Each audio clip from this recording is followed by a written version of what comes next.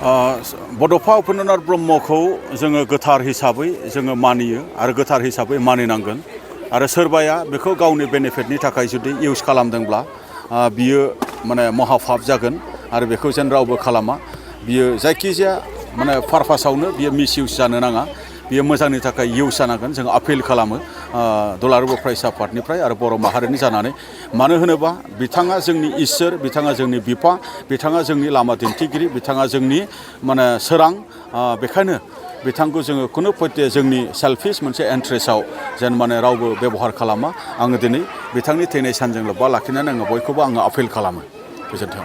गुन गोनां फरायसाफोरनिसिम मोनसे गोनां फोसावथाय गुबुन गुबुन डिप्ल'मा इन्जिनियारिं डिजाइनार आरो PhD डिग्रीफोरनि थाखाय क'क्राझार CITआव एडमिशननि अनलाइन रेजिस्ट्रेशन खालामनाया जागायबाय।